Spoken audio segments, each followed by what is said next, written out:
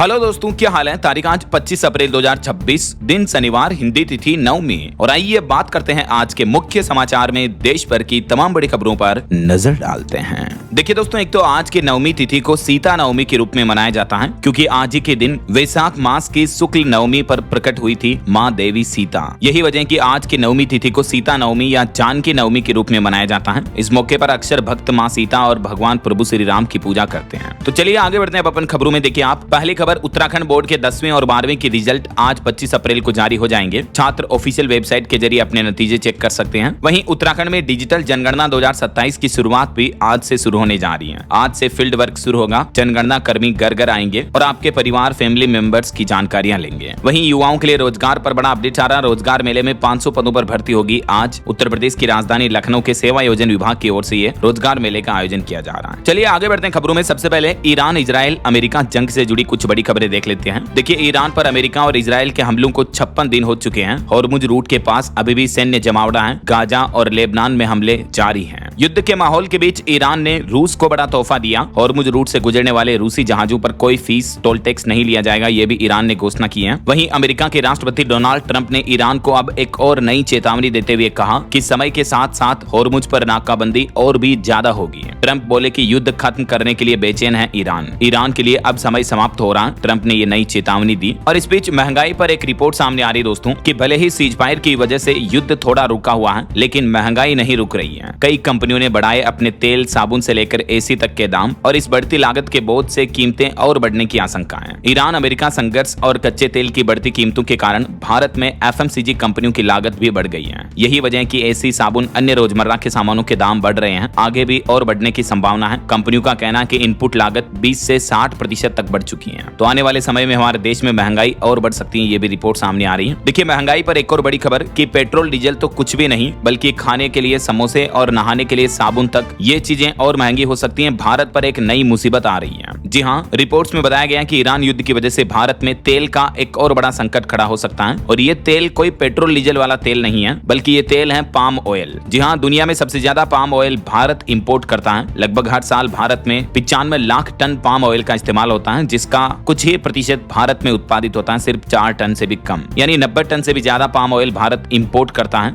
और ज्यादातर palm oil import Indonesia और मलेशिया से होता है। तो अगर युद्ध के हालातों की वजह से और क्राइसिस बढ़ा तो पाम ऑयल की शॉर्टेज आ सकती है। पाम ऑयल और महंगा हो सकता है और इस वजह से रोजमर्रा की कई सारी चीजें महंगी हो सकती हैं। जैसे जिन भी चीजों में पाम ऑयल का इस्तेमाल होता है, साबुन, शैम्पू से लेकर कचौरी, समोसे तक की चीजें महंगी हो सकती हैं। ये रिपोर्ट से आप देख सकते हैं कि आपके घर की 70% चीजों में छुपा हुआ है पाम ऑयल। ये देखिए डेटा अलर्ट, पाम ऑयल पर भारत की निर्भरता कितनी खतरनाक है और इसका असर दिख सकता है युद्ध अगर और लंबा खिंचा तो। वहीं देखिए, अमेरिका ने एक और बड़ा फैसला लिया। भारतीय सोलर उत्पादों पर भी 123% डंपिंग शुल्क लगा दिया है। जी हाँ, ईरान अमेरिका जंग और हॉर्मुज संकट के बीच अमेरिका से ये भारत के लिए एक और बुरी खबर आई है। अमेरिकी प्रशासन ने अब एक और चौंकाने वाला फैसला लेते हुए भारत से आयात होने वाले सोलर उत्पादों पर भारी भरकम 123% तक एंटी डंपिंग शुल्क लगा दिया है। और ये फैसला भारतीय सौर ऊर्जा निर्यातकों के लिए एक बड़ा झटका होगा। भारत के सोलर एक्सपोर्ट पर इसका बड़ा असर देखने को मिलेगा। और इस बीच देखिए अगली बड़ी खबर, अमेरिकी राष्ट्रपति डोनाल्ड ट्रंप के पास जंग जारी रखने के लिए अब सिर्फ 7 दिन की ही मोहलत है। दरअसल बात कुछ यूं है कि 1 मई से पहले अमेरिकी संसद की मंजूरी लेना जरूरी होगा इस जंग को आगे बढ़ाने के लिए, क्योंकि अमेरिका के संविधान कानून के मुताबिक कोई भी राष्ट्रपति संसद की मंजूरी के बिना अधिकतम 60 दिन तक किसी देश के साथ युद्ध लड़ सकता है। उसके बाद उसको संसद में प्रस्ताव पास करवाना जरूरी होता है। तो अभी अमेरिका के राष्ट्रपति डोनाल्ड ट्रंप के पास ये जंग को जारी रखने के लिए सिर्फ 7 ही दिन बचे हैं। 1 मई से पहले उन्हें संसद से युद्ध की मंजूरी लेनी होगी। हालांकि अमेरिका की संसद जो 100 सदस्यों वाली है, उस सीनेट में ट्रंप के खुद के 53 सांसद हैं, तो बहुमत उन्हें मिल सकता है। लेकिन उन्हीं की पार्टी के ही तकरीबन 10 सांसद इस ईरान युद्ध के विरोध में हैं, तो उन्हें फिर इस प्रस्ताव पर बहुमत मिलने में समस्या आ सकती है। अमेरिका की जो विपक्षी राजनीतिक पार्टी है, कमला हैरिस की डेमोक्रेटिक पार्टी, उसके पास 47 मेंबर हैं। तो हो सकता है कि 1 मई के बाद ये युद्ध ट्रंप को ऑटोमेटिकली बंद करना पड़े। हालांकि सीज फायर शांति वार्तालाप पर भी एक बड़ी खबर आ रही है। देर रात ईरानी विदेश मंत्री भी पाकिस्तान के इस्लामाबाद के दौरे पर रवाना हुए, जो पाकिस्तानी अधिकारियों के साथ बैठक करेंगे। अरागची इनका नाम है। हालांकि इस बार अमेरिका का कहना है कि वो इस बातचीत में शामिल नहीं होगा, जबकि इससे पहले अमेरिका ने जब पाकिस्तान के साथ बातचीत की थी मध्यस्थता के लिए, तब ईरान शामिल नहीं हुआ था। अब इस बार अमेरिका का कहना है कि वो शामिल नहीं होगा। वहीं देखिए युद्ध के हालातों पर रिपोर्ट, ईरान जंग में खर्च हुई चीन के लिए रिजर्व मिसाइलें भी, और अमेरिका का भी मिसाइल स्टॉक लगभग खत्म होने के करीब पहुंचा। हर दिन 90 अरब रुपए से भी ज्यादा खर्च हो रहे हैं इस युद्ध में। वहीं खबर है कि ईरान के जो नए सुप्रीम लीडर बने मुज्तबा खामेनेई, उनका भी चेहरा होठ जल गया युद्ध के हमलों में। उन्हें प्लास्टिक सर्जरी कराने की जरूरत है। उनका एक पैर काटने की भी नौबत आएगी, नकली पैर लगाया जाएगा। अभी ईरान को सेना के जनरल चला रहे हैं क्योंकि सुप्रीम लीडर खामेनेई बुरी तरह से घायल हैं। और इधर अमेरिका के राष्ट्रपति डोनाल्ड ट्रंप ने भी अमेरिकी नौसेना प्रमुख फेलन को अपने पद से हटा दिया। अमेरिका अपने रक्षा मंत्रालय में तेजी से बदलाव कर रहा है। और अभी एक दिन पहले आपको पता होगा अमेरिका ने जो भारत के लिए नरक कहने वाला बयान दिया था, तो इस पर भी ईरान ने अमेरिका को मुंहतोड़ जवाब देते हुए कहा कि कभी भारत आकर देखो फिर बोलना। ट्रंप की इस टिप्पणी पर ईरान ने तंज कसा। तो ये दोस्तों जंग के हालात चल रहे हैं। बाकी देखते हैं आज दिन में इस पर और क्या नए अपडेट आते हैं, मैं आपको बता दूंगा इसी चैनल डीएलएस न्यूज के माध्यम से। फिलहाल सीधा आगे बढ़ते हैं खबरों में। देखिए आप अगली बड़ी खबर, पेटीएम पेमेंट बैंक का लाइसेंस भारतीय रिजर्व बैंक आरबीआई ने रद्द कर दिया है। नियमों का उल्लंघन करने का आरोप है। अब पेटीएम पेमेंट्स बैंक का संचालन नहीं कर पाएगा। हालांकि पेटीएम का यूपीआई ऐप चलता रहेगा लेकिन वॉलेट बंद रहेगा। ये देख सकते हैं रिजर्व बैंक की तरफ से इस बारे में प्रेस नोट भी जारी किया गया, that RBI cancels the licence of Paytm Payments Bank Limited. RBI ने पेटीएम का ये लाइसेंस रद्द करने के पीछे 4 बड़ी वजह बताई। एक तो पेटीएम के उल्टे सीधे नियमों की वजह से ग्राहकों को नुकसान हो रहा है, मैनेजमेंट की लापरवाही भी देखने को मिली और आरबीआई का कहना कि इस बैंक को जारी रखने का कोई फायदा नहीं है और पेटीएम ने कई नियम और शर्तें भी तोड़ी हैं। यही वजह कि लाइसेंस रद्द किया गया और ये लाइसेंस रद्द होने के बाद पेटीएम के शेयरों में भी बड़ी गिरावट देखने को मिली, देख सकते हैं आप डेटा भी है। चलिए अगली खबर देखिए, चुनाव आयोग के इस फरमान पर कलकत्ता हाईकोर्ट ने नाराजगी जताते हुए कहा कि अन्य राज्यों में भी इस तरह के आदेश जारी किए तो हम कार्रवाई करेंगे। दरअसल बात कुछ यूं है कि हाल ही में आपको पता होगा बंगाल चुनाव के दौरान चुनाव आयोग ने मोटर बाइक, मोटरसाइकिल वगैरह पर प्रतिबंध लगाया था। तो इस प्रतिबंध को तुगलकी फरमान बताया है। कलकत्ता हाईकोर्ट ने चुनाव आयोग पर सख्त टिप्पणी करते हुए कहा कि यह फैसला नागरिक अधिकारों के खिलाफ है। इस फैसले के आधार पर हाईकोर्ट ने चुनाव आयोग को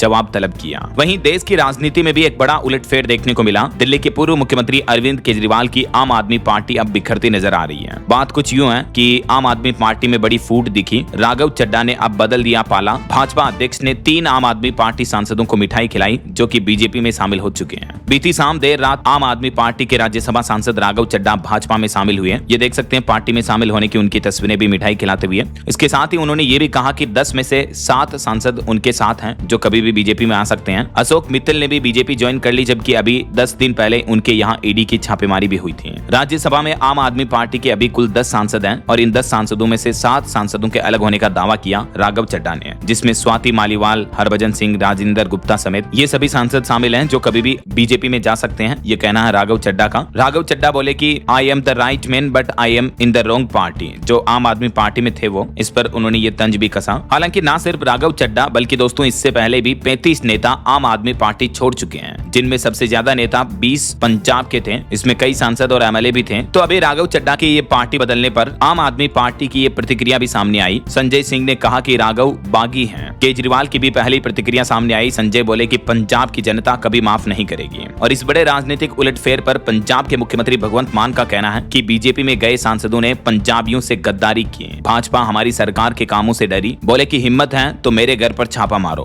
तो कहीं न कहीं पॉलिटिकल एक्सपर्ट्स का भी ये कहना है कि आम आदमी पार्टी की जाड़ू अब टूटती नजर आ रही है। मानो आम आदमी पार्टी के जाड़ू के तिनके अब बिखर रहे हैं। अब जाड़ू बंधी हुई नहीं रही। सफाई की सौगंध लेकर शुरू हुई ये सियासत अपनों के ही भ्रष्टाचार के आरोपों से पूरी आम आदमी पार्टी बिखरती गई है। केजरीवाल के राजनीतिक सफर में ये बड़ी दरार देखने को मिली इस बार। वैसे आपका क्या ख्याल है दोस्तों इस मुद्दे पर? आपकी राय विचार कमेंट करके बताएगा जरूर। फिलहाल देखिए अगली बड़ी खबर, पति पत्नी के तलाक मुद्दे पर पटना हाईकोर्ट ने एक महत्वपूर्ण फैसला सुनाते हुए कहा कि आपसी सहमति से तलाक लेने के लिए भी कम से कम 1 साल तक पति पत्नी का अलग रहना जरूरी है। दरअसल एक पति पत्नी के केस पर सुनवाई करते हुए पटना हाईकोर्ट ने स्पष्ट किया कि आपसी सहमति से तलाक के लिए भी पति पत्नी को तलाक की तभी इजाजत मिल सकती है जब वो कम से कम 1 साल या उससे ज्यादा समय तक अलग रह रहे हो। और खबर देखिए, नेपाली महिलाओं की भारतीय नागरिकता पर केंद्र सरकार ने बड़ा फैसला लिया। कहा कि 7 साल की शादी के बाद ही नेपाली महिलाओं को भारत की नागरिकता सिटीजनशिप मिल सकती है। नेपाल मूल की उन महिलाओं को भारतीय नागरिकता देने की प्रक्रिया सरल कर दी गई है जिनकी शादी भारतीय नागरिक से 7 साल या उससे ज्यादा समय से पहले हुई है। तो इस तरह की इच्छुक महिलाएं गृह मंत्रालय के पोर्टल पर ऑनलाइन आवेदन कर सकती हैं भारत की नागरिकता प्राप्त करने के लिए। और इसके लिए क्या क्या डॉक्यूमेंट दस्तावेज चाहिए होंगे, इसको लेकर भी सरकार ने ये जानकारी शेयर की। वहीं खबर है, भारतीय रेल यात्रा वृत्तांत पुरस्कार योजना 2026 निकाली गई है सरकार द्वारा, जिसमें 10,000 रुपए तक का इनाम आप जीत सकते हैं। और इसके लिए आपको करना कुछ नहीं है, आपको अपनी रेल यात्रा का अनुभव साझा करना है रेलवे के साथ और आप इनाम पा सकते हैं। भारतीय रेल दे रही है आपके सफर के किस्सों को एक नया मंच। आप अपनी रेल यात्रा के अनुभवों को हिंदी में लिखें और उन्हें रेलवे को भेजें। इसमें प्रथम पुरस्कार 10,000, द्वितीय 8,000, तीसरा 6,000 और 5 पुरस्कार 4-4 हजार के प्रोत्साहन राशि के रूप में दिए जाएंगे।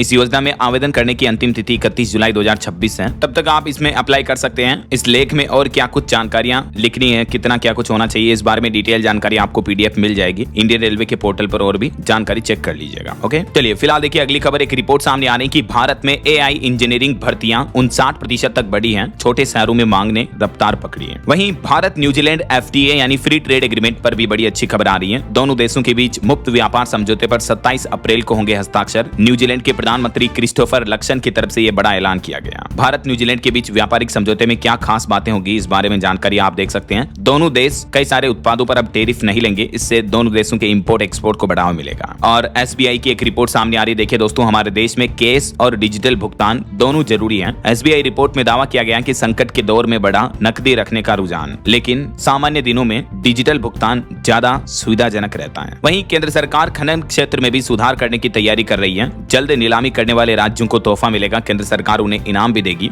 हमारे देश के माइनिंग सेक्टर में सुधार करने के लिए और नीलामी तेज करने के लिए राज्यों को 5,000 करोड़ रुपए का इनाम देने का ऐलान किया है। ये योजना 2026-27 के लिए लागू होगी। पहले आओ पहले पाओ के आधार पर होगी। जो राज्य जल्दी राष्ट्रीय पोर्टल से जुड़ेंगे और माइनिंग के काम को बढ़ावा देंगे, उन राज्य सरकारों को केंद्र सरकार की ओर से 5,000 करोड़ का फंड अलग से दिया जाएगा प्रोत्साहन राशि के तौर पर। चलिए सोना चांदी के भाव पर खबर देखिए। सोना 420 रुपए महंगा होकर 1,51,000 रुपए प्रति 10 ग्राम पहुंच चुका है, जबकि चांदी 3229 रुपए बढ़कर 2,44,000 रुपए प्रति किलो पर आ गई है। बाकी अलग अलग कैरेट के हिसाब से गोल्ड का प्राइस आप देख सकते हैं स्क्रीन पर। चलिए अगली बड़ी खबर देखिए। सरकार ने बैंकों को एआई माइथोस से सतर्क रहने का आदेश दिया है। वित्त मंत्री निर्मला सीतारमण ने बैंकों को इमरजेंसी वार्निंग दी और कहा कि जिन्होंने भी जमा किया है पैसा, उनके लिए भी अलर्ट है। हाल ही में आपको पता होगा एंथ्रोपिक क्लाउड ने एक नया एआई मॉडल बनाया माइथोस, और ये एआई मॉडल इतना पावरफुल है कि ये बैंकों की वेबसाइट को हैक कर सकता है, जिससे साइबर सिक्योरिटी का खतरा बढ़ जाता है। यही वजह की एक्सपर्ट्स की तरफ से भी चेतावनी दी गई। बीते दिन रिजर्व बैंक ने भी देश के बैंकों को अलर्ट किया और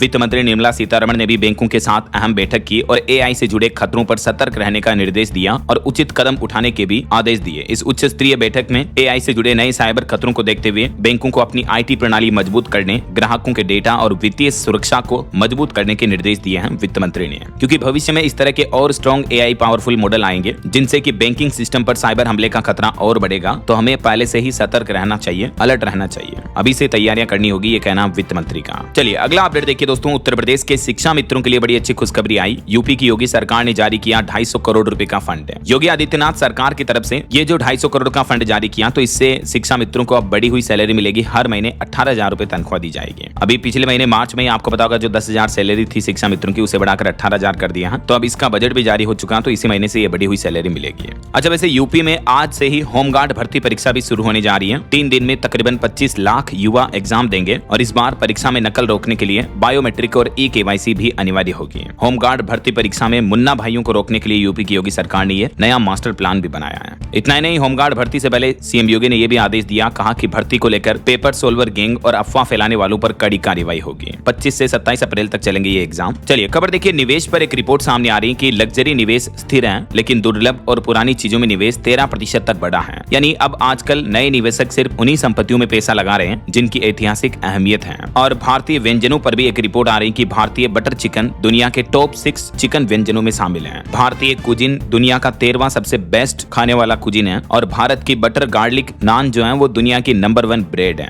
भारत के व्यंजन को लेकर ये ग्लोबल फूड प्लेटफॉर्म की तरफ से रिपोर्ट जारी की गई है। चलिए खबर देखिए। एक 7 महीने की प्रेग्नेंट नाबालिग लड़की को सुप्रीम कोर्ट ने अबॉर्शन यानी गर्भपात की इजाजत दी। सुप्रीम कोर्ट ने कहा कि यह महिला की इच्छा का सवाल है, उसे डिलीवरी के लिए मजबूर नहीं कर सकते हैं। दरअसल एक 15 साल की लड़की के साथ घिनौना काम हुआ और अभी वो 7 महीने की प्रेग्नेंट है। तो सुप्रीम कोर्ट ने इस केस पर सुनवाई करते हुए गर्भपात की इजाजत दे दी है। ये देख सकते हैं पूरे केस की डिटेल भी आप। वहीं पॉलिटिक्स के कुछ अपडेट देखिए। पश्चिम बंगाल में प्रधानमंत्री नरेंद्र मोदी ने चुनावी जनसभा को संबोधित करते हुए कहा कि टीएमसी का दिया बुझने वाला है। गृह मंत्री अमित शाह भी बोले कि अगला मुख्यमंत्री यही जन्म लेने वाला होगा, बस दीदी का भतीजा नहीं होगा। पीएम मोदी ने बंगाल में हुगली नदी में नाव की सवारी भी की। नाव चलाने वाले को गले लगाया, 1,000 रुपए दिए। अभी 5 दिन पहले बंगाल में जाल मुड़ी भी खाई थी पीएम ने, आपको पता होगा। और वहीं देखिए भाजपा नेता आरएसएस लीडर राम माधव बोले कि भारत ने अमेरिका के लिए क्या नहीं किया। टैरिफ झेला, रूस ईरान से तेल खरीदना बंद किया बाद में माफी मांगी, तो अपने इन बयानों पर फिर बाद में वो बोले कि गलत फैक्ट्स दिए। और भारत के लिए एक बड़े गर्व की बात देखिए दोस्तों, असम राज्य के वैज्ञानिक अतनु नाथ ब्रेक थ्रू प्राइज 2026 से सम्मानित किए गए। इस इनाम को साइंस का ऑस्कर अवार्ड कहा जाता है। मेनी कांग्रेट्स युवा वैज्ञानिक को भारत का नाम रोशन करने के लिए। और खबर देखिए तेलंगाना राज्य की यह घटना, एक बस ड्राइवर ने खुद को आग लगा ली। यहाँ तेलंगाना में आरटीसी कर्मचारियों ने विरोध प्रदर्शन किया। सरकार में विलय की मांग पर 3 दिनों से हड़ताल पर है ये रोडवेज बसों के कर्मचारी। वहीं देश के मुख्य चुनाव आयुक्त को हटाने के लिए भी राज्यसभा में नोटिस जारी हुआ और इस पर 73 सांसदों के दस्तखत भी हैं। पिछले महीने मार्च में दोनों सदनों से यह प्रस्ताव खारिज हो चुका है। इसके बावजूद विपक्ष की तरफ से मुख्य चुनाव आयुक्त सीईसी को हटाने के लिए एक बार फिर से यह कार्रवाई की जा रही है। और खबर है लॉरेंस ऑफ पंजाब, इस वेब सीरीज पर केंद्र सरकार ने रोक लगा दी। इनके परिवार वालों ने कहा था कि झूठा कंटेंट दिखा रहे हैं, नैरेटिव सेट करने की कोशिश की जा रही है, अदालती कार्रवाई प्रभावित हो सकती है इससे। गैंगस्टर लॉरेंस के जीवन और उससे जुड़े घटनाक्रमों पर आधारित ये वेब सीरीज है, जिस पर केंद्र सरकार ने रोक लगा दी है। अब ये रिलीज नहीं हो पाएगी फिलहाल। और एक बड़ी चौंकाने वाली खबर देखिए दोस्तों, चंडीगढ़ का ये एक वीडियो सामने आ रहा है। 1 घंटे तक स्टेच्यू बनकर बैठा रहा युवक, जिसके हाथ में बीड़ी थी लेकिन वो पी नहीं पाया। हाल ही में कुछ दिनों के दौरान पंजाब चंडीगढ़ से इस तरह के 6 वीडियो सामने आ चुके हैं और इन वीडियो को देख करके ज़ॉम्बी ड्रग का शक गहराता जा रहा है। अभी कुछ दिन पहले भी एक युवक का वीडियो सामने आया और इससे पहले का ये वीडियो आपने देखा होगा। चंडीगढ़ में 2.5 घंटे तक स्टेच्यू बनकर खड़ा रहा एक ब्लिंकिट का डिलीवरी बॉय। यूजर्स ने ज़ॉम्बी ड्रग की चिंता जताई। इस मुद्दे पर भी बहस छिड़ गई। दरअसल ये ज़ॉम्बी ड्रग है क्या? ये एक तरह का नशा करने का ही पदार्थ होता है। इससे नशा करने पर आदमी फ्रीज हो जाता है, ज़ॉम्बी की तरह बन जाता है। वो हिल डुल नहीं पाता, कुछ नहीं करता है। देखिए किस किस तरह के नशे भारत के युवाओं को खत्म कर रहे हैं। सरकारों को इन पर सख्त कार्रवाई करनी चाहिए ताकि देश की युवा पीढ़ी को बचाया जा सके। राइट, बहरहाल अभी तो अपन कुछ और महत्वपूर्ण और काम की खबरें देखेंगे दोस्तों, लेकिन फिलहाल वक्त तो चला है आज के ताजा मौसम समाचार जानने का। और हाँ, एक छोटी सी रिक्वेस्ट आपसे ये है कि अगर आप डीएलएस न्यूज चैनल से अभी तक भी जुड़े नहीं हो तो जुड़ जाइए, चैनल को सब्सक्राइब करके बेल आइकन जरूर दबा देना और इस वीडियो पर एक लाइक और शेयर भी कर देना ताकि आपको रोजाना की ताजा खबरें, महत्वपूर्ण मुख्य समाचार, काम के न्यूज अपडेट सबसे पहले आपके मोबाइल पर मिलते रहेंगे। ओके, और चलिए दोस्तों बिना टाइम वेस्ट किए सीधा आगे बढ़ते हैं मौसम अपडेट में। तो देखिए पूरे उत्तर भारत में सूर्यदेव का रौद्र रूप देखने को मिल रहा है। दिल्ली, उत्तर प्रदेश समेत देश के 10 राज्यों में तो हीट वेव का अलर्ट है और भीषण गर्मी के बीच कुछ राज्यों में तो सरकारों ने, प्रशासन ने बड़े फैसले भी लिए। जैसे देखिए यूपी आगरा में कामगारों मजदूरों के लिए बड़ा फैसला। कई शहरों में 12 से 4 बजे तक दोपहर के समय काम भी बंद रहेगा। आगरा मंडल प्रशासन की तरफ से ये मजदूर श्रमिकों को हीट स्ट्रोक, तेज गर्मी से बचाने के लिए नया आदेश जारी किया है। उत्तर प्रदेश, राजस्थान, मध्य प्रदेश, महाराष्ट्र समेत कई राज्यों में तापमान 44 डिग्री के पार चल रहा है। उड़ीसा राज्य के 4 जिलों में स्कूल भी बंद कर दिए गए। केरल में लू लगने से एक व्यक्ति की मौत भी हो गई। कुछ अलग अलग राज्यों के मानसून की स्थितियां देखिए आप। राजस्थान में कुछ जिलों में बारिश की संभावना है। 8 जिलों में स्कूलों का टाइम बदला गया। सीकर में रात भर में 5 डिग्री तक चढ़ा तापमान। राजस्थान में श्रीगंगानगर अभी सबसे गर्म जिला चल रहा है, लेकिन आज 25 अप्रैल से ही राज्य में एक नया पश्चिमी विक्षोभ एक्टिव होने की संभावना है, जिसके चलते राजस्थान के बीकानेर, जयपुर, भरतपुर समेत इन जिलों में हल्की फुल्की बूंदाबांदी या हल्की बारिश देखने को मिल सकती है। और राजस्थान की गर्म हवाओं की वजह से मध्य प्रदेश में भी तपिश बढ़ी है, क्योंकि राजस्थान के रेगिस्तानी इलाकों से जा रही गर्म हवाएं मध्य प्रदेश में भोपाल, जबलपुर, उज्जैन समेत 11 जिलों में लू बढ़ा रही है। प्रशासन ने लू का भी अलर्ट जारी किया। छत्तीसगढ़ में भी लू की चेतावनी। राजनांदगांव में तापमान 44 डिग्री तक चल रहा। 3 दिन में 3 डिग्री और बढ़ेगा तापमान। वहीं उत्तर प्रदेश में भी देखिए कल 26 अप्रैल से फिर 5 दिन तक कई जिलों में बारिश का अलर्ट रहेगा। यूपी में भी 44 डिग्री के साथ बांदा अभी सबसे गर्म इलाका चल रहा है। वैसे तो अधिकांश यूपी के जिलों में लू का रेड अलर्ट है, लेकिन कुछ कुछ जिलों में अगले 3-4 दिन तक बूंदाबांदी और हल्की बारिश देखने को मिल सकती है। अच्छा, बिहार के मौसम की स्थितियां देखिए आप। सारण में 43 डिग्री चल रहा तापमान। बक्सर और सासाराम में लू वार्ड भी बनाए गए। बिहार के भी 6 जिलों में हीट वेव का अलर्ट है। हालांकि 5 जिलों में बूंदाबांदी हो सकती है। सुपौल, अररिया, किशनगंज समेत इन जिलों में हल्की फुल्की बारिश की संभावना है। हरियाणा में भी 43 डिग्री पहुंचा तापमान। सरकार ने अलर्ट जारी किया। दोपहर 12 बजे से 4 बजे तक लोगों को घर में ही रहने की सलाह दी है। 9 शहरों में वार्म नाइट जैसे हालात चल रहे हैं। पंजाब, चंडीगढ़ में भी गर्मी बढ़ी। 10 जिलों में तापमान 40 डिग्री के पार चल रहा। हीट वेव का अलर्ट है। हालांकि यहाँ भी कल 26 अप्रैल से कुछ जिलों में आंधी बारिश के आसार रहेंगे। पहाड़ी राज्यों की बात करें तो हिमाचल प्रदेश के 3 जिलों में हीट वेव का अलर्ट है। 29 अप्रैल तक हिमाचल में भी कई जिलों में बारिश की चेतावनी है और उत्तराखंड के भी 2 जिलों में बारिश का अलर्ट है। वहीं झारखंड में देखिए दोस्तों, आज से गर्मी से थोड़ी राहत की संभावना रहेगी, क्योंकि 29 अप्रैल तक रांची समेत झारखंड के भी कई जिलों में बारिश हो सकती है। वज्रपात की भी चेतावनी है। बाकी अगले 2 दिन आज और कल 25-26 अप्रैल को मौसम का हाल क्या रहेगा देख सकते हैं आप। लेकिन अधिकांश भारत के राज्यों में हीट वेव का रेड अलर्ट जारी कर रखा है। ये मानचित्र में आप देख सकते हैं। वैसे दोस्तों, आप कौन से राज्य में रहते हैं? आपके राज्य और जिले का नाम मुझे नीचे कमेंट करके बताएगा जरूर। चलिए मौसम के बाद आगे बढ़ते हैं। खबरों में कुछ मार्केट अपडेट्स पर नजर डाल लेते हैं। तो देखिए भारतीय शेयर बाजार में फिर से बड़ी गिरावट देखने को मिली। सेंसेक्स 1000 अंक गिरकर 76,664 पर बंद हुआ। निफ्टी भी 275 अंक नीचे आया। अडानी ग्रीन एनर्जी का मुनाफा 34% तक बढ़ा है। और भारत के विदेशी मुद्रा भंडार पर भी अपडेट आ रहा है। $2.362 अरब बढ़कर $1.30 अरब पर पहुंच चुका है भारत का फॉरेक्स रिजर्व। चलिए आगे बढ़ते खबरों में देखिए आप अगला अपडेट। बॉलीवुड से खबर है, सलमान खान की नई फिल्म ईद 2027 पर रिलीज होगी। एक्टर ने SVC 63 के मुहूर्त की झलक शेयर की है। और खबर है, उत्तर प्रदेश के सभी जिलों में हाईटेक वृद्धा आश्रम शुरू किए गए, जहां बुजुर्गों के लिए रहने खाने से लेकर पेंशन तक की सुविधा भी है। 6000 से ज्यादा बुजुर्गों को सहारा मिल रहा। यूपी की योगी सरकार ने ये रिपोर्ट जारी की है। मुख्यमंत्री योगी आदित्यनाथ बोले कि यूपी की कृषि विकास दर भी 18% पर पहुंच चुकी है। धान और आलू उत्पादन में नया रिकॉर्ड बनाया उत्तर प्रदेश ने। यूपी के आगरा में शुरू होगा इंटरनेशनल पोटैटो सेंटर भी। बीते दिन नॉर्दर्न रीजन के कृषि सम्मेलन में मुख्यमंत्री योगी आदित्यनाथ ने ये कुछ बड़ी घोषणाएं की। इस सम्मेलन का आयोजन लखनऊ में हुआ, जहां सीएम योगी के साथ केंद्रीय कृषि मंत्री शिवराज सिंह चौहान भी शामिल हुए हैं। चलिए बड़ी खबर देखिए, 590 करोड़ के बैंक फ्रॉड मामले में हरियाणा सरकार ने बड़ा एक्शन लिया। विकास एवं पंचायत विभाग का सुपरिटेंडेंट नरेश भुवानी भी बर्खास्त कर दिया गया। वहीं राजस्थान में सरकार ने ठेकेदारों को बड़ी राहत दी। निर्माण कार्यों से जुड़े लंबित भुगतानों को निपटाने की कवायद शुरू हुई। नियमों के अनुसार मिलेंगे लाभ। राजस्थान राज्य सरकार की तरफ से ये नया दिशा निर्देश भी जारी किया। इस बारे में डिटेल जानकारी आप देख सकते हैं। और बड़ी खबर आ रही, हाल ही में जो जम्मू कश्मीर में एक बस पलटने की घटना में 21 लोगों की मौत हुई, आखिर उनका जिम्मेदार कौन है? जम्मू रामनगर बस हादसे की अब मजिस्ट्रेट जांच होगी, 6 दिन में बयान दर्ज होंगे। वहीं मणिपुर में उखरुल में फिर से फायरिंग की घटना देखने को मिली। 3 लोगों की मौत हो गई। मिलिटेंट्स ने कई लोगों के घर जलाए। नागा और कुकी समुदाय में फिर से तनाव देखने को मिल रहा है। 7 अप्रैल से लेकर अब तक 10 लोगों की मौतें हो चुकी हैं। मणिपुर में फिर से हिंसा का माहौल भड़क रहा है। कुछ इंटरनेशनल न्यूज अपडेट देखिए दोस्तों। रूस ने अफगानिस्तान में मानवीय सहायता की खेप भेजी। और खबर है, चीन में गोस्ट फूड स्कैम का बड़ा खुलासा सामने आ रहा। 67,000 फर्जी दुकानें बेनकाब हुई। कंपनियों पर लगाया गया 4400 करोड़ का जुर्माना भी है। वहीं रूसी अंतरिक्ष यात्री के साथ क्रू 13 मिशन सितंबर के मध्य से पहले अंतरराष्ट्रीय अंतरिक्ष स्टेशन के लिए रवाना होगा। अमेरिकी अंतरिक्ष एजेंसी नासा का ये अपडेट है। और खबर है, अब लाखों अमेरिकी बन जाएंगे कनाडाई, यानी कनाडा के नागरिक बन जाएंगे, क्योंकि कनाडा सरकार ने एक नया कानून, नया नियम लागू कर दिया, जिसके चलते वहां की नागरिकता लेने की भी होड़ मची है। ये देख सकते हैं आप इस नियम में क्या प्रावधान रखा गया है। और खबर है, भारत ने मालदीव को 30 अरब रुपए की निकासी मंजूर की। सार्क स्वेप समझौते के तहत मिलेगी ये राशि भारत मालदीव के बीच। ये पहल है।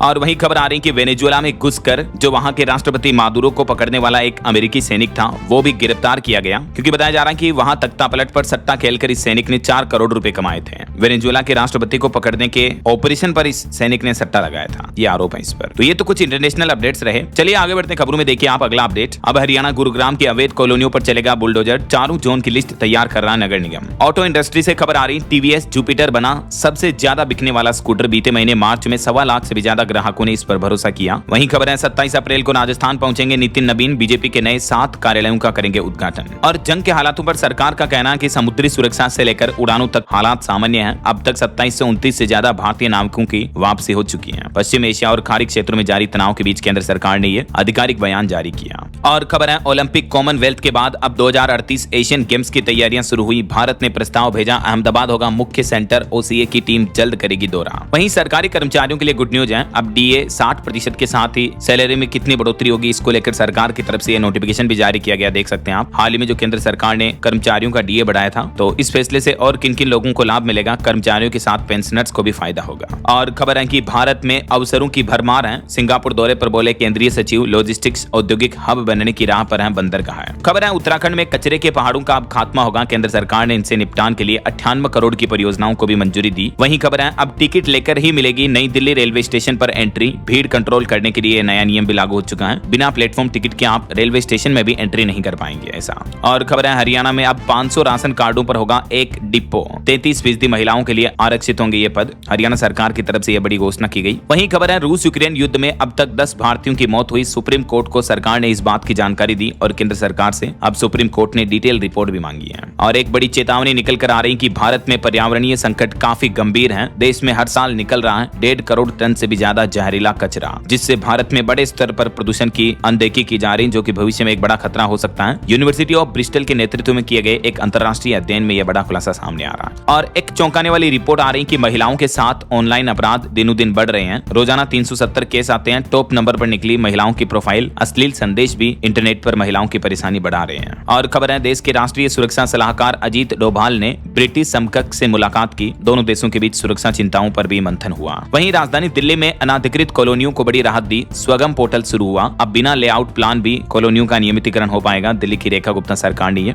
नई सुविधा शुरू की है ऑनलाइन प्लेटफॉर्म पर। और खबर है, हरियाणा राज्य में देखिए, पहले शिक्षक बनेंगे मास्टर ट्रेनर, फिर सुधरेगा बच्चों का मिड डे मील। खाने की गुणवत्ता बढ़ाने की पहल पर हरियाणा शिक्षा विभाग ने यह नया कदम उठाया है। और राजस्थान में आरपीएससी यानी राजस्थान लोक सेवा आयोग की कुछ बड़ी घोषणाएं देखने को मिली। विचारित सूची जारी हुई, साक्षात्कार इंटरव्यू के कार्यक्रम भी घोषित किए गए हैं। तो ज्यादा जानकारी आप आरपीएससी के पोर्टल पर चेक कर लीजिएगा। और खबर है मध्य प्रदेश के मुख्यमंत्री डॉक्टर मोहन यादव बोले कि प्रदेश का समृद्ध किसान ही विकसित भारत 2047 की मजबूत नींव रखेगा। वैसे मध्य प्रदेश में किसानों के दूध पर भी एक बड़ा अपडेट आ रहा कि प्रदेश के दुग्ध संग्रहण केंद्रों पर अब स्मार्ट मशीनें लगाई जाएगी, जिससे दूध की गुणवत्ता और वजन की डिजिटल जांच होगी, ताकि किसानों को डेयरी पर दूध वगैरह देने दौरान किसी तरह की धोखाधड़ी फर्जीवाड़ी का सामना न करना पड़े। और खबर है राजधानी दिल्ली में खुलेंगे 2 AI एक्सीलेंस सेंटर, 100 स्टार्टअप्स को मिलेगा सपोर्ट और 1000 युवाओं को नौकरी भी दी जाएगी। दिल्ली सरकार की तरफ से स्टार्टअप्स को बढ़ावा देने के लिए बड़ा निर्णय लिया गया है। और एक बड़ी घटना देखिए, मुंबई में मेट्रोपोल के पास गड्ढे में गिरे 11 लोग, एक युवक की मौत भी हो गई। मुंबई के भांडुप में यह बड़ी घटना देखने को मिली है। खबर है अमृत भारत एक्सप्रेसवे से मध्य प्रदेश की कनेक्टिविटी भी मजबूत होगी। 28 अप्रैल को प्रधानमंत्री नरेंद्र मोदी 2 नई अमृत भारत एक्सप्रेस ट्रेनों को हरी झंडी दिखाएंगे। ये ट्रेनें इसी रूट पर चलेगी जो राज्यों के कई शहरों को और सीधे उत्तर प्रदेश महाराष्ट्र को जोड़ेगी। यूपी के कुछ और अपडेट देखिए दोस्तों। यूपी की योगी सरकार ने पीएम आवास योजना को लेकर भी बड़ा फैसला लिया। अगली किस्त के नियम भी बदल चुके हैं। अब बिना गुणवत्ता जांच के लाभार्थियों को अगली किस्त नहीं मिलेगी और इसके लिए जिलों में तकनीकी टीमें सत्यापन करेगी,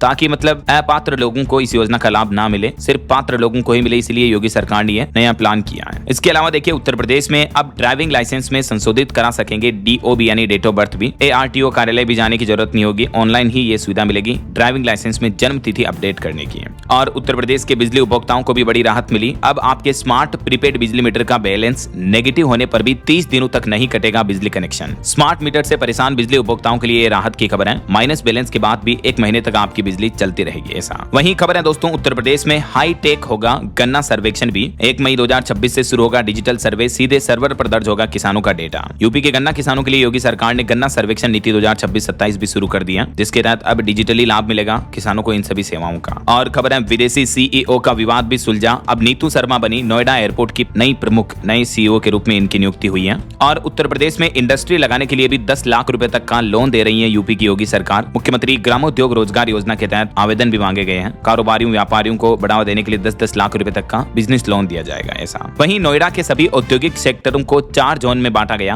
अब 4 जोनल व 19 सेक्टर मजिस्ट्रेट बनाएंगे शांति। चलिए कुछ और स्टेट न्यूज अपडेट देख लेते हैं फटाफट से। देखिए आप, राजस्थान के भी 7 जिलों में ब्लैकआउट रहा, 15 मिनट गुल रही बिजली। अजमेर समेत कई जिलों में एयर स्ट्राइक की मॉक ड्रिल की गई। सायरन बजते ही पहुंची रेस्क्यू टीमें भी। बीते दिन पंजाब के साथ ही राजस्थान के भी इन जिलों में मॉक ड्रिल का आयोजन हुआ। वहीं राजस्थान में बिजली कनेक्शन के नियमों में भी बड़ा बदलाव किया गया है। अब 33 kV तक के कनेक्शन पर नहीं लेनी होगी इंस्पेक्टर की मंजूरी, बल्कि खुद ही सर्टिफाई कर पाएंगे। Government of Rajasthan energy department की तरफ से इस बारे में नोटिफिकेशन भी जारी किया, देख सकते हैं आप। और बड़ी खबर देखिए, अब एक व्हाट्सएप मैसेज से शुरू होगी रुकी हुई पेंशन। ऑफिस और ई मित्र के चक्कर नहीं काटने पड़ेंगे, पेंशनर्स और स्टूडेंट्स की समस्याओं का समाधान होगा। दरअसल राजस्थान में अब सामाजिक सुरक्षा पेंशन और स्टूडेंट की छात्रवृत्ति यानी स्कॉलरशिप से जुड़ी समस्याओं के लिए सरकारी कार्यालयों या ई मित्र के चक्कर नहीं लगाने पड़ेंगे, बल्कि सामाजिक न्याय एवं अधिकारिता विभाग ने लाभार्थियों की सुविधा के लिए समाधान साथी नामक एक नए व्हाट्सएप चैटबॉट की शुरुआत की है। तो सिंपली आपको अपने रजिस्टर्ड नंबर से इस नंबर पर व्हाट्सएप मैसेज करना, हेलो लिखकर भेजना है और बाकी फिर चैटबॉट के द्वारा पूछी हुई जानकारी साझा करनी है। तो सिस्टम तुरंत बता देगा कि आपकी पेंशन क्यों रुकी हुई है और कैसे वापस आप चालू कर पाएंगे। ऐसा चलिए खबर है मध्य प्रदेश में गेहूं खरीदी 100 लाख मीट्रिक टन तक बढ़ी है। मुख्यमंत्री बोले कि सप्ताह में 6 दिन होगी अब खरीदी, अब 9 मई तक करा सकेंगे स्लॉट बुकिंग। और मध्य प्रदेश में भी किसानों का मिल्क प्रोडक्शन बढ़ाने के लिए सरकार का नया प्लान PPP मोड पर बनेगी। प्रोसेसिंग यूनिट्स, पैकेजिंग और मार्केटिंग पर जोर दिया जाएगा। MP इंदौर में आज निःशुल्क पशु स्वास्थ्य शिविर का आयोजन होगा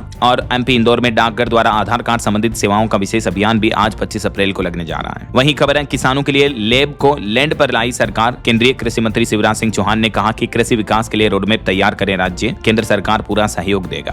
बीते दिन यूपी लखनऊ में जो कृषि सम्मेलन का आयोजन हुआ, इसमें कृषि मंत्री ने यह बड़ी घोषणा की है। और खबर है हिमाचल प्रदेश सरकार ने स्कूलों के मर्जर पर यू टर्न लिया। हाई स्कूल तक HP बोर्ड तो 12वीं तक CBSE से संबंध होंगे स्कूल, दोनों सह शिक्षा संस्थान रहेंगे। अब हिमाचल सरकार के एजुकेशन डिपार्टमेंट की तरफ से ये नोटिफिकेशन जारी किया गया। वहीं उत्तराखंड में महिलाओं के लिए 30% आरक्षण पर सुनवाई होगी। बार काउंसिल में मनोनयन सीटों पर विवाद हुआ तो सुप्रीम कोर्ट निर्देश के बाद अब BCI सक्रिय हुआ। और खबर है यूपी गाजियाबाद की बदलेगी सूरत, 1500 करोड़ से बनेगा इंटरनेशनल क्रिकेट स्टेडियम और फ्लाईओवर भी। GDA की तरफ से ये नया मेगा प्लान बनाया गया है। चलिए कुछ एजुकेशनल अपडेट्स देख लेते हैं फटाफट से। देखिए CUET PG के रिजल्ट जारी हो चुके हैं। कैंडिडेट्स ऑफिशियल पोर्टल पर रिजल्ट चेक कर सकते हैं। और उत्तर प्रदेश संस्कृत बोर्ड परीक्षा का भी रिजल्ट जारी हुआ। कन्नौज की सृष्टि दीक्षित 10वीं में तो प्रतापगढ़ के रजनीश यादव 12वीं टॉपर रहे। वहीं यूपी बोर्ड स्क्रूटनी के लिए भी आवेदन की अंतिम तिथि 17 मई तय की गई है। प्रति प्रश्न पत्र शुल्क 500 रुपए देना होगा। और सरकारी नौकरी पर भी अपडेट है। यूपी में फॉरेस्ट गार्ड के 708 पदों का नोटिफिकेशन जारी हुआ। पंजाब में भी 170 वैकेंसी हैं। वहीं यूपी में RTE नामांकन पर योगी सरकार सख्त हुई। 25 अप्रैल तक हर हर हाल में लक्ष्य पूरा करने के निर्देश दिए हैं सभी स्कूलों को आरटी को लेकर। ये नया ऑर्डर जारी किया। आज 25 अप्रैल लास्ट डेट है। आरटी के तहत 100% नामांकन को लेकर सख्ती बरतते हुए अधिकारियों को ये ऑर्डर जारी किया सीएम योगी ने। और खबर है हरियाणा में एचएसएससी ने एक नया नोटिस जारी किया। कांस्टेबल भर्ती परीक्षा का शेड्यूल बदल दिया गया है। अब नया शेड्यूल ऑफिशियल पोर्टल पर चेक कर लीजिएगा। हरियाणा पुलिस भर्ती में टोटल 5500 कांस्टेबल के पद भरे जाएंगे ना। और हरियाणा में नीट यूजी के लिए भी 175 सेंटर बनाए गए हैं। 65,000 से ज्यादा स्टूडेंट देंगे एग्जाम। बायोमेट्रिक जांच के लिए 1360 मशीनें भी लगेगी। 3 मई को ये एग्जाम आयोजित होगा।